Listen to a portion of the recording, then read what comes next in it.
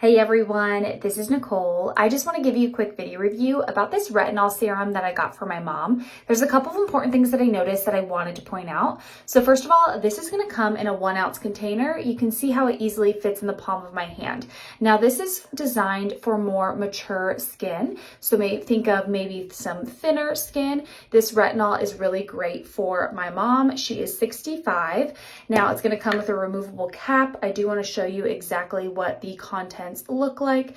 So really creamy, easy to rub into the skin. Now the thing about this is she used it, she started out by using it once a week, and then she bumped it up to 2 times a week, and now she's using it 3 times a week. She just really wanted to slowly ease into it. Now the directions here say to use at night after washing, and make sure your face is fully dry. If new to this product, use once every 3 days for 2 weeks and gradually increase to every other day for 2 more weeks. I do want to show you exactly what the ingredients are. She really likes the way her skin feels.